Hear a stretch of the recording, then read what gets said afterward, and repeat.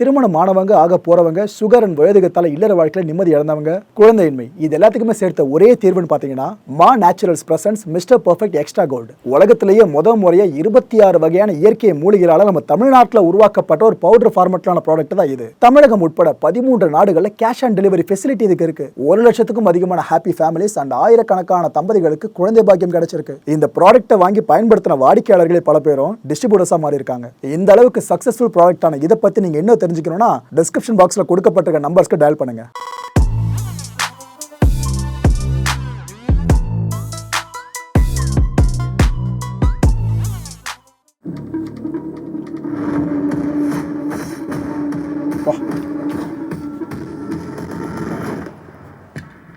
Guys, this is a new assignment. உங்களை lead பண்ண போறது ஒரு புது leader. 68 international successful operations. Hostage negotiator, field agent, spy. In short, he is the goat of SATS. SATS இன்டர்வியூல சொன்ன மாதிரி சொல்லிருக்காப்ல. இந்த பீஜியம் நல்லா கேக்குற மாதிரி இருக்குமா?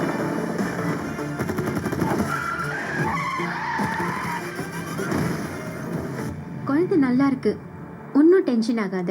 குழந்தைய நினைச்சுதான் டென்ஷன் இல்ல, காந்தியை நினைச்சுதான் டென்ஷன். காந்தியா லோக சுத்திட்டு இருக்காரு, வீட்டுக்கும் டைமுக்கு வரதில்ல. இனிமே சத்தியமா குடிக்கூடாதுடா. ஏய் மங்காத்தா ஏதோ அப்படியே எடுத்துட்டு வந்திருக்க மாதிரி இருக்கு. கொஞ்சம் சந்தேகமா இருக்கு. Silly moment. அறிவு இருக்கடா உனக்கு? என்ன மிஷனுக்கு ஃபேமிலியோட ஹாலிடேக்கு போவானா? வீட்டு வேலையை காமிச்சிருக்காரு. குடும்பத்தோட போவானா? அனுபவிச்ச இந்த பெயினை காந்தியும் அனுபவிக்கணும். இல்லப்பா, you are in danger. அப்பா பையன்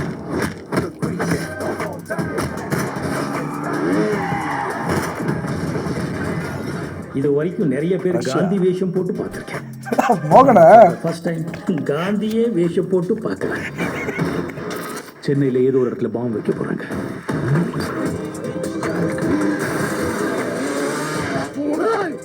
பிரச்சனையை விட்டு நீங்க 2 பேர் சண்டை போட்டுட்டு இருக்கீங்க. உன்னால முடியல, நான் சொல்லு, நான் போட்டேன். இவ்வளவு சின்ன வயசு.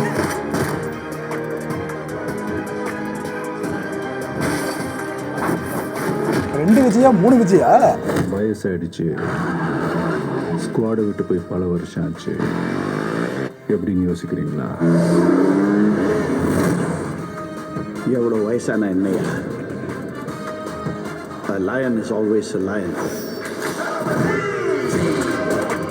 Wow. Wow. Do you think you can stop me? Do you think you can stop me? No one can stop me. Marudhamalai மாமணியே முருகையா, கில்லி டச், குளம் காக்கும் வேலையா. Perfect VB touch. லெவல். நடிகர் விஜய் அவர்கள், தளபதி விஜய் அவர்கள் எப்படி வேணாலும் சொல்லலாம். விஜய் அப்படின்ற பேரை கேட்டதுமே உங்க நினைவுக்கு வர்ற விஷயம்? தன்னடக்கம், உழைப்பு, அவரோட சின்சியாரிட்டி. இது 3 வந்து அவரை வந்து ரொம்ப தெரியலாம் தேவையில்லை. நீங்கள் தூரமாக இருந்து அவரை பார்த்தீங்கன்னாலே, வேடிக்கை பார்த்தீங்கன்னாலே இந்த விஷயம் உங்களுக்கு ஆட்டோமேட்டிக்காக கனெக்ட் ஆகிடும் அவரோட. ஏன்னா அவர் அதிகமாக பேச மாட்டார், இந்த பேச்சில் காமிக்கிறவர் இல்லை. அந்த ஒர்க்கில் வந்து சாதிச்சு காமிப்பாங்க தெரியுமா? அதில் வந்து அவர்கிட்ட இருந்து கற்றுக்க வேண்டிய விஷயம் ஒரு பெரிய எக்ஸ்பீரியன்ஸ்னால் அதுதான். அவர்கிட்ட நான் ரொம்ப க்ளோஸாக ஒர்க் பண்ணியிருக்கேன், நிறைய சாங்ஸ் அசிஸ்டண்ட்டாக ஒர்க் பண்ணியிருக்கேன், டான்ஸராக ஒர்க் பண்ணியிருக்கேன். இதில் வந்து அவரை பார்த்ததில் தெரிஞ்சது வந்து இன்னும் இவர் வந்து சைலண்ட்டாகவே இருக்கிறாரு. ஒருவேளை பயமாக கான்ஷியஸாக இருக்கிறாரா, பயப்படுறாருன்றதோ அதெல்லாம் கிடையாது. நீங்கள் கட் பண்ணி போய் மானிட்டரில் போய் பார்த்தீங்கன்னா தான் தெரியும் என்ன பண்ணணும், எந்த இடத்துல எந்த நேரத்தில் பண்ணணும், கரெக்டாக அதை வந்து கரெக்டாக எக்ஸிக்யூட் பண்ணி அந்த ஷார்ட்டில் காமிச்சிடுவார். மற்ற நேரத்தில் அப்படியே நீங்கள் விஷ் பண்ணிங்கன்னா கூட அப்படி இருப்பார். எனர்ஜி வேஸ்டே பண்ண மாட்டார். எனர்ஜி வேஸ்ட் இல்லை, எங்கே கரெக்டாக கொடுக்கணுமோ அங்கே கொடுத்துட்டு அது காம் ஆகிடுவார். சூப்பர். ஆக்சுவலாக நீங்கள் நிறைய பேருக்கு டான்ஸ் சொல்லி கொடுத்துருப்பீங்க. ஏன்னா என்னதான் ஒரு பாடலை கொரியோகிராஃப் பண்ணுற டைரக்டர்னு ஒருத்தர் இருந்தாலும் கீழே இருக்க அசிஸ்டன்ட் தான் ஃபுல்லாக போய் ஆடி காட்டுவாங்க அந்த ஹீரோ கிட்டே ஹீரோயின்ஸ் கிட்டே. கரெக்டாக நினைக்கிறேன். அப்படி இருக்கிறப்ப நீங்கள் நிறைய முறை விஜய் அவர்களுக்கு ஆடி காமிச்சிருப்பீங்க. அந்த அனுபவத்தை பற்றி சொல்ல முடியுமா? ஐயோ, அவருக்கு நான் ஆடி கற்றுக் கொடுத்த அளவுக்குலாம் இல்லை. நான் வந்து நாங்கள் எப்படின்னா அசிஸ்டண்ட் கொரியோகிராஃபரோட அசிஸ்டண்ட் எப்படின்னா மாஸ்டருக்கும் ஆக்டருக்கும் நடுவில் வந்து என்ன எல்லாமே கோஆர்டினேட் பண்ணணும். டான்சர்ஸோட இது பொசிஷன்ஸு, கேமராமேன் வந்து இப்படி நிற்கணும், அன்வர் இதுதான் பொசிஷனு, டான்சர்ஸ்லாம் இவ்வளோதான் ஃப்ரேமு, இதுக்குள்ளே இந்த எட்ஜ் அதெல்லாம் சொல்லுவோம். இது நம்ம சொல்லுவோம், இது நம்மளுக்கு மேலே அவருக்கு தெரியும். ஸோ அவர் வந்து அப்படியே தூரத்துலேருந்து பார்ப்பார். பார்த்துட்டு அவருக்கு ஆல்ரெடி ஃபுல்லாக அப்லோட் ஆகிடும், ஃபுல்லாக தெரிஞ்சிடும். அப்படியே சைலண்ட்டாக வந்துட்டு ஒரு தடவை சொல்கிறீங்களா அப்படிங்குவாரு. சார் இது சார் இது சார் அப்படின்னா ஓகே அப்படின்ட்டு நின்றுடுவார். ஓ சவுண்ட் அப்படின்ட்டு முடிச்சிடுவார். அந்த ஷார்ட் டேக்கான எல்லா வேலையும் முடிச்சிடுவார். டான்சர்ஸ் தான் மாட்டுவானுங்க, டான்சர்ஸ் தான், பாய்ஸ் தான் பாவம். ஐயோ அவர் சாங் பண்ணாலே எந்த மற்ற ஹீரோஸ்க்கு போனாலாம் எல்லாமே ஜாலியாக இருப்பாங்க. இவரோட சாங் பண்ணால் டான்சர்ஸ்க்கு வந்து ஃபுல் ஹை அலர்ட்டில் இருக்கணும். ஏன்னா கொஞ்சம் விட்டா கூட டான்சர்ஸ்னால 1 more ஆகக்கூடாது. மோஸ்ட்லி ஆக்டர்ஸ்னால தான் 1 more ஆகும் பெரும்பாலும், டான்சர்ஸ்னால 1 more ஆகவே கூடாது. இதனால ஃபுல் செட்டப் திரும்பியும் பண்ணணும்னா அது ஒரு மாஸ்டருக்கு அசிங்கமாக இருக்கும் ஸ்பாட்டில். ஓகே, இந்த விஷயம்லாம் இருக்கா? டேய் ஆர்டிஸ்ட் பண்ணிட்டாங்க, நீங்கள் என்னடா, என்ன ப்ரொஃபஷனல் டான்சர்ஸ் இல்லையா, ஸோ நீங்கள் என்னடா அப்படின்னு சொல்லிட்டு அது ஒரு மாஸ்டருக்கு கொஞ்சம் இதுவாகும். ஓகே, ஆனால் இது போல் நடந்திருக்கா பிரதர்? கண்டிப்பாக நடந்திருக்கு. எதனா ஒரு பாட்டுக்கு, ஒரு விஜய் சார் பாடல் சார்ந்த ஒன்றுக்கு இது போல் நடந்திருக்கா? டான்சர்ஸில் நிறைய பேர் இப்போது பெரிய பெரிய குரூப்லாம் எடுக்கிறப்போ எல்லாருமே நல்ல டான்சர்ஸாக இருக்கும். கொஞ்சம் எப்பயுமே நல்ல டான்சர்ஸ்லாம் கொஞ்சம் ஃப்ரண்ட்டில் செகண்ட் ரோவில் அப்படி இருப்பாங்க. இந்த ஃபார்மேஷன் மாறும் தெரியுமா, டக்கு டக்குன்னு மாறிட்டு வந்து நிற்பாங்க தெரியுமா, அந்த மாதிரி நேரத்துலலாம் கொஞ்சம் பின்னாடி இருக்கிற டான்ஸஸ்லாம் கொஞ்சம் மாட்டிப்பாங்க. இவருக்கு கரெக்டாக பண்ணிக்கிட்டே இருப்பார். ஃபார் எக்ஸாம்பிள் அப்படி போட்டு சாங்கில் வந்து நடுவில் ஒரு ரேம்ப் ஷாட் இருக்கும், அது ஒரு ரேம்ப் ஷாட்டாக இருக்கும். எல்லாம் கண்ணா பின்னாடி ஓடிக்கிட்டே இருக்கணும், எவனும் மூஞ்சை மறைச்சிட்டு தப்பிக்கவே முடியாது. ரேம்ப்னா எப்படி சொல்கிறது, அது 4 frames 8 frames வச்சு பண்ணது. எல்லாம் ஃபாஸ்ட்டாக பயங்கர ஃபாஸ்ட்டாக ஓடிட்டுமோ, அது டக்கு டக்குன்னு மாறுற மாதிரி. இதில் என்ன ஆயிடுச்சுன்னா ஒருத்த வந்து நம்மலாம் பின்னாடி எங்கே தெரிய போகிறோம் அப்படின்னு மாட்டேன், 2 ஷாட் 3 ஷாட் அப்படியே போயிட்டே இருந்தது. அப்போது அவருக்கு நல்லா திட்டு விழுந்தது ஒருத்தருக்கு. இவர் சார் கரெக்டாக போயிட்டே இருப்பார். பிரதர், அதே போல் எல்லா டான்ஸ் மூமெண்ட்டையும் நம்ம ஈஸின்னு சொல்லிட முடியாது. ஆஸ் அ டான்ஸராக உங்களுக்கு நல்லா தெரியும் இது ஈஸியாக ஆடலாம், பட் இது டைமிங் மிஸ் ஆகும், கொஞ்சம் இன்ஜுரி கூட வாய்ப்பு இருக்குது, அது போல் கஷ்டமான மூமெண்ட் இது போல் உங்களுக்கு தெரியும். இது போல் நீங்கள் விஜய் சார் கூட ஒர்க் பண்ணதுலையே இது கஷ்டமான பாட்டில் கஷ்டமான மூமெண்ட்டுப்பா, ஆனால் இந்த மனுஷன் அசால்ட்டாக ஆட்டு போட்டாருப்பா அப்படின்னா எந்த ஒரு பாட்டில் சொல்லுவீங்க? சாரி, நான் ஒர்க் பண்ணதில்ல நான் ஒர்க் பண்ணதில்லை எனக்கு பெருசு. ஏன்னா அந்த டைமில் ரொம்ப எக்ஸ்பெரிமெண்டலாம் பண்ண மாட்டார், அவருக்கு ஒரு இதில் தான் இருப்பார். இதில் பார்த்ததில்ல, இது வரைக்கும் நான் பார்த்ததில்ல, எனக்கு தெரிஞ்சு மற்ற யாரும் பண்ண முடியாது. அது பண்ணால் கண்டிப்பாக ஆங்கிள் இன்ஜுரிலாம் வேற யாருக்கா இருந்தாலும் ஆகும். எல்லா புகழும் இறைவனுக்கு இருக்குல்ல அது பண்ணுறதெல்லாம். அது ஏஜ்னு ஒன்று இருக்குது, ஹீரோஸ்லாம் வந்து அதை மெனக்கிடணும் இல்லையா, அதை மெனக்கிட்டு பண்ணுறது வந்து ரிஸ்க் எடுக்க மாட்டாங்க யாரும். அவர் அதை எடுக்கிறாருன்னா அதான் அவரோட ஸ்பெஷாலிட்டி. அந்த மாதிரி தெலுங்குல ஃபஸ்ட்டு பண்ணியிருந்தாங்க, அந்த ஆஸ்கர் அவார்ட் வின் பண்ண பிரேம் ரக்ஷித் மாஸ்டர், அவர் தான் அது கொரியோகிராஃபி தெலுங்குல பண்ணாங்க.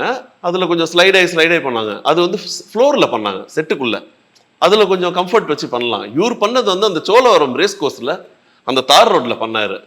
ஸோ அதெல்லாம் வந்து ரியலி இம்பாசிபிள், அது ரொம்ப கஷ்டம் பண்ணுறது.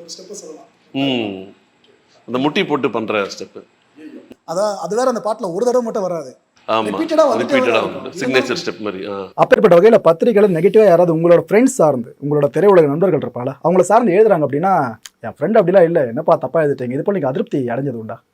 ஒரு பெரிய பத்திரிகை பேர் சொல்ல விரும்பலை, என்னுடைய நண்பன் விஜயை பற்றி முதல்ல ஆரம்பத்தில் ரொம்ப மனசு காயப்படுற மாதிரி எழுதுனாங்க. அப்போ நாங்கள்லாம் என்ன சொன்னோன்னா, அதே பத்திரிகை அட்டைப்படத்தில் உன்னை பெரிய சூப்பர் ஸ்டாராக எழுதுவாங்கன்னா அதுவும் நடந்துச்சு. நண்பனுடைய ரோல். விஜய் சார் கூட அவ்வளோ நெருக்கம் நம்மளுக்கு, நண்பன் தானே. இப்போ வரைக்கும் பேசுவீங்களா சார்? பேசுவோமே. அந்த கில்லி படத்தில் 2 பேரும் சேர்ந்து நடிச்சிங்களா, அந்த எக்ஸ்பீரியன்ஸ் கண்டிப்பாக தெரிஞ்சுக்க ஆசைப்படுறோம். அதில் எக்ஸ்பீரியன்ஸ் என்னென்னா, விஜய் வந்தோடனே ஸ்பாட்டில் நான் இன்றைக்கி எவ்வளோ பேன் எடுத்தான்னு கேட்பாப்புல, தலையிலேருந்து முடி இவ்வளோ தூரம் இல்லைப்பா வளர்த்தோம்ல, அந்த 2 பின்னல் போகிறதுக்குள்ளே அது எனக்கு ஒரு ஆட்ரெஸ்ஸரு ஷூட்டிங் ஸ்பாட்டில். அந்த அம்மாவுக்கு ஒரு நாளைக்கு 700 ரூபா சம்பளம் என் தலைமுடிக்கு. அவங்க அது அழகாக வருகிரி பின்னெல்லாம் போட்டு அந்த எனக்குன்னு தனியாக டேபிள் இதில் சேரில் உட்காந்துருப்பேன், எண்ணெயெல்லாம் தடவி அதை முன்னாடி இங்கே வந்து கொஞ்சம் பிளேட் எடுத்து ஷேவ் பண்ணுறோம், ஃப்ரண்ட்லாம் ஷேவ்லாம் பண்ணி அப்புறம் அந்த கம்பி வச்சு நட்டோன்னா நிற்பார் அவர். அந்த பின்னல் அந்த கெட்டப் போகிறோம், இங்கே கொஞ்சம் முடி தொங்கணும், கண்டினியூட்டின்னு சொல்லுவோம் நாங்கள். அதாவது முந்தா நாள் என்ன செய்யணும் அது மறுநாள் எடுப்பாங்க. ரெண்டுத்துக்கும் மாறக்கூடாது. அந்த மாதிரி வந்தோடனே என்ன இன்றைக்கி எவ்வளோ பேனு, தலை ஊற்றுனியா இல்லை ஷாம்பு போட்டியா, இதே தான் வேலை. ரொம்ப ஜாலியாக போவோம். நான் ஃப்ரெண்ட்ஸ் தானே, நாங்கள் ஃப்ரெண்ட்ஷிப்பாக இருப்போம். டேக்குன்னு வரும்போது அப்படியே அவர் அந்த கேரக்டராக மாறிடுவார், நான் நிறையா மாறிடுவேன். காம்படிஷன் ரொம்ப டைட்டாக நடிப்போம், விட்டே கொடுக்க மாட்டோம். ஃப்ரேமுக்குள்ளே போயிட்டா அந்த ரோல் தான். உங்ககிட்ட பழக்கத்தில் எப்படி சார் விஜய் சார்? உலகமாக குவைட்டு சைலண்டாக இருப்பார். அவ்வளோதான், சைலண்ட், வேற ஒன்றும் இல்லை வார்த்தை. அவர் கோபப்படுற தருணங்கள் நேரில் பார்த்து கோவம் வருமே. ஸ்டேக் அப்போ ரொம்ப சத்தம் போட்டுருந்தாங்க, இப்போ நான் சொல்லியா ஒரே சவுண்டாக இருக்குன்னு, அந்த மாதிரி கோவம்லாம் வரும். ஒர்க்கும் வரும். சார் இப்போ விஜய் சார் அவர்கள் உச்சத்தில் இருக்காங்க, அஜித் சார் அவர்கள் உச்சத்தில் இருக்காங்க அப்படின்னா ஒரு தனியான ஒரு விஷயம் யூனிக்காக அவங்ககிட்ட இல்லாமல் அந்த இடத்த போய் அடைய வாய்ப்பு இல்லைன்னு நினைக்கிறேன். சரியா சார்? எல்லாருமே அப்படி தான். ஓகே, நான் கூட அப்படி தான். நீங்களும் அப்படி தான். அவங்க கிட்ட இருக்க அந்த தனியாக குவாலிட்டி என்ன சார்? குவாலிட்டி என்னென்னா அவங்களுடைய ஹோம் ஒர்க்கு, வாட் நெக்ஸ்ட், அடுத்து நான் என்ன பண்ணணும், என்னை ஒரு சிறந்த நடிகனை ஆக்கிக்கிறதுக்குரிய கருவிகள் என்னென்ன இருக்குது. ஃபார் எக்ஸாம்பிள் பாடி வச்சுக்கிறதுலேருந்து, பர்ஃபார்மன்ஸ்லேருந்து, டைலாக் டெலிவரியிலேருந்து, இது எல்லாமே அவங்க ரெடி பண்ணிக்கிறாங்க. சும்மா ஓவர் நைட்டில் அந்த சக்ஸஸ் கிடையாது. அதெல்லாம் இன்றைக்கும் உழைக்கிறாங்க ரெண்டு பேரும். அவங்க இல்லை, எல்லா ஆர்டிஸ்ட்டுமே. இன்றைக்கும் ரஜினி சார் அந்த ரஜினியை கொடுக்கறதுக்கு ஒரு உழைச்சித்தானே இருக்கார். அப்படி தான். இது மூலயமா நம்ம மாணவர்களுக்கு என்ன சொல்கிறதுனா, இன்றைக்கி இவங்க இவ்வளோ பேர் ஹீரோஸ் எல்லாம் சக்ஸஸ் ஆகியிருக்காங்க, நீங்களாம் அவங்கள ரசிக்கிறீங்களன்னா அவங்க டீச்சர்ஸ் மேலே வச்ச அன்பு தான். ஒரு 5 பக்கம் டைலாக் அப்படியே அடிப்பான் நண்பன் விஜய், அப்படி பார்த்தோன்னே. அதுக்கு அவங்க தமிழ் டீச்சர் தானே காரணம் இல்லையா? பிரைம் மினிஸ்டர் டீச்சர்லாம் பிரைம் மினிஸ்டர் கிடையாது, டீச்சர்லாம் சீஃப் மினிஸ்டர் கிடையாது, டீச்சர்லாம் டீச்சரே கிடையாது, முப்படை தளபதிகளே கிடையாது. அப்படி பார்க்கும்போது சினிமா வந்து ஒரு மிகப்பெரிய சினிமாவை உருவாக்குனதுக்கு பின்னாடியும் ஆசிரியர்கள் இருக்காங்க. சார் கிட்ட சொல்லி எப்படி நீங்கள் ஓகே வாங்கினீங்க அந்த கதையை? விஜய் சார்கிட்ட கதை சொல்லி ஓகே வாங்குறது ஒரு பெரிய விஷயம். அவரோட கூட சார் இருப்பார், எஸ்சிசி சார். ஆனால் அவர் வந்து சினிமாவில் கரை கண்டவர். ஏன்னா நிறைய வெற்றி படங்களை கொடுத்தவர், ஃபீல்டில் நிறைய ஏற்றத்தாழ்வில் பார்த்தவர், கதையெல்லாம் ரொம்ப பயங்கரமாக நிறைய அனலைஸ் பண்ணக்கூடியவர். அதனால் விஜய் சாரோட பல மடங்கு அனுபவசாலி அப்பா. ஆமாம், இவங்க 2 பேரும் உட்கார வச்சு கதை சொல்லி அது ஓகேங்கிறது பெரிய பெரிய விஷயம். எனக்கு மட்டும் இல்லை, எந்த ஒரு டேரக்டருக்கும் சரி. விஜய் சார்ட்டெல்லாம் நெருங்க முடியுமான்னு நினைக்கிற காலகட்டம். காலைல கதை ஓகேது, அன்றைக்கி ஈவினிங்கே பிடிச்சி சொல்லி அப்பாயின்மெண்ட் வாங்கி அனுப்புகிறாங்க. எனக்கு ஒன்றும் புரியல. சரி ஓகே, ஏதோ நடக்குது. ஏன்னா இது கதை எதிர்பார்த்து நான் சூப்பர் ரூட்லேயே நான் வந்து பெருசாக எதிர்பார்த்து சொல்லலை. ஏன்னா நம்மளுக்கு ஃபுல் இன்வால்வ் பண்ணுறது அந்த யதார்த்தமான கதையில் இருக்கும். சொல்லிவிட்ட கதை தானே அது. சார் இந்த அளவில் அடிக்கடி எதிர்பார்த்தது. ஆமாம், ஏன்னா கமர்ஷியல் கதையாக கேட்குறாங்க. ஆக்சுவலி ஒரு கோவம் தான். நீங்கள் வந்து ஒரு திருப்பதி கதை பண்ணதே 2-3 கோவத்தில் பண்ண கதை தான். யார் மேலே இருக்க திருப்பதி இல்லை பிடிச்சிருக்கும் இல்லையா? ஆனால் நான் நல்ல கதையை வச்சு அலையிறோம். எல்லாருமே பெரிய ஹீரோக்கு சொல்லுங்கள், பெரிய ஹீரோவுக்கு சொல்லுங்கள், அதனால் ஒரு கமர்ஷியலாக சொல்லுங்கள் அப்படிங்கும்போது அப்போ ஆட்டோமேட்டிக் கோவம் வந்துடும். சரி எல்லாம் கேட்குறேன், ஒன்று பண்ணி வைப்போம். ஒரு சின்ன கோவத்தில் தூக்கம் 60 தான் அது. ஆமாம் திருப்பாச்சி. ஆமாம் 60. ஆமாம், அதில் வந்து நான் 60 தூக்குனேன். அதில் 75 சொருனது விஜய் சார், பட்டை போட்டது சௌத்ரி சார். ஆமாம் எழுத்து சார். அதே போல் ஒவ்வொரு ஹீரோவும் ஒவ்வொரு மாதிரி கதை கேட்பாங்க.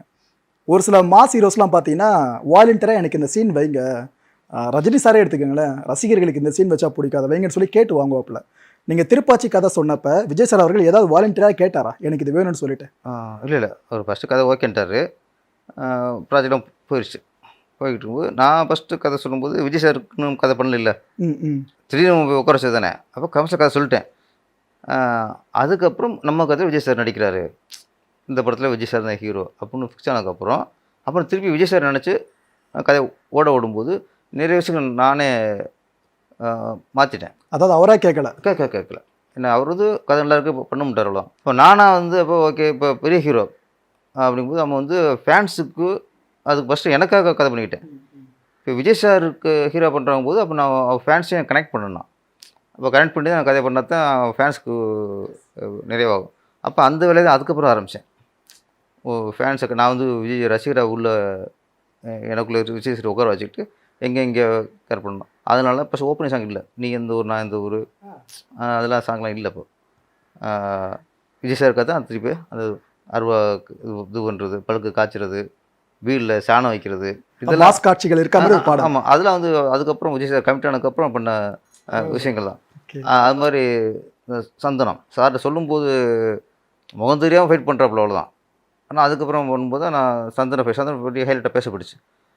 அதுக்கப்புறம் சந்தனம் பூசி அந்த விபூதி குங்குமம் வச்சுட்டு அந்த ஆக்ரோஷமாக கொடுத்துருமா அதெல்லாம் நிறைய விஷயங்கள் அப்படியே கொஞ்சம் கொஞ்சமாக மாற்றினேன்.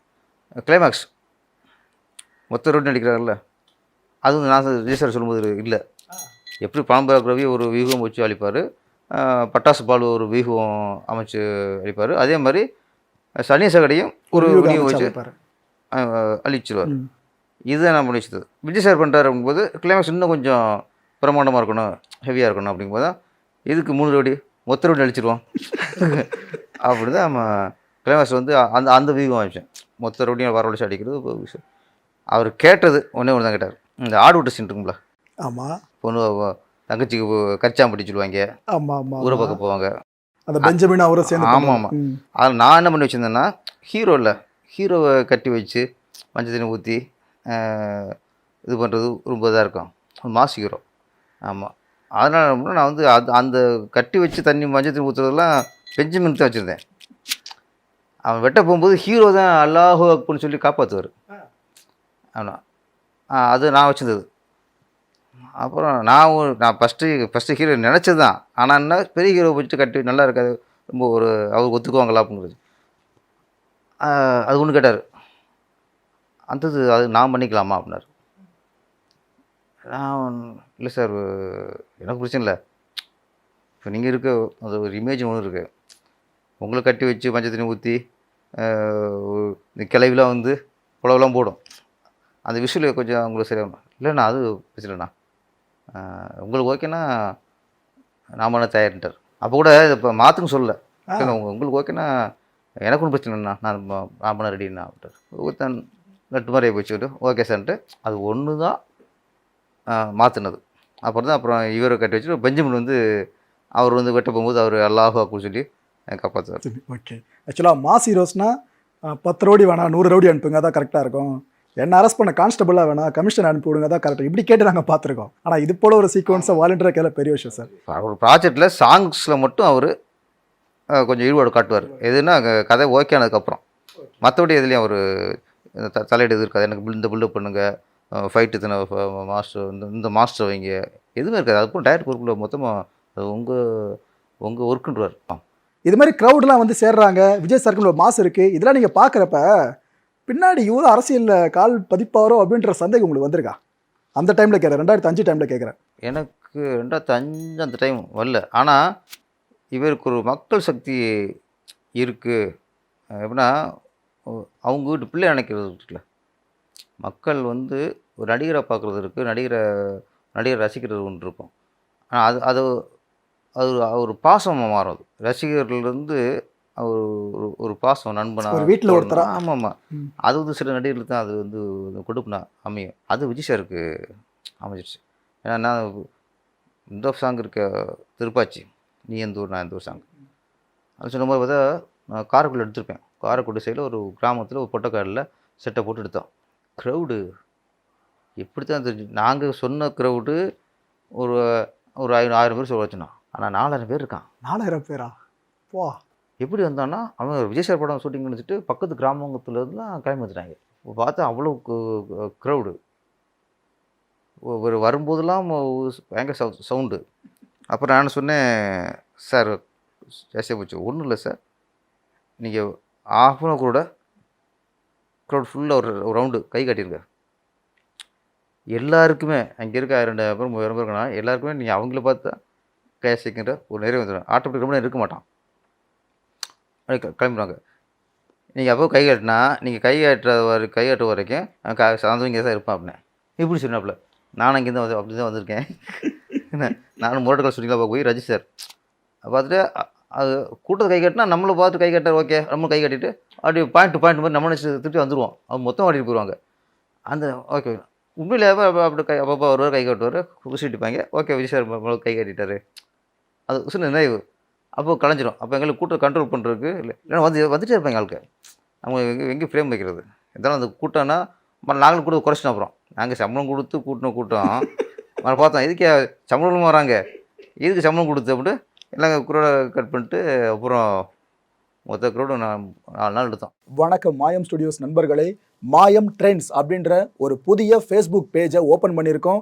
நீங்கள் யூடியூப்பில் பார்த்துட்டு இருக்கீங்களா நம்மளோட கான்டென்ட்ஸ்லாம், இதெல்லாம் விட ஒரு படி மேலே ரொம்ப கிறிஸ்பாகவும் ரொம்ப சூப்பராகவும் நிறைய கான்டென்ட்ஸ் உங்களுக்கு இந்த பேஜில் காத்துட்டு இருக்குங்க. ஸோ உடனடியாக ஃபேஸ்புக் பிளாட்ஃபார்ம் போங்க, மாயம் ட்ரெண்ட்ஸ்னு டைப் பண்ணி சர்ச் பண்ணி நம்ம பேஜை ஃபாலோ பண்ணுங்கள்.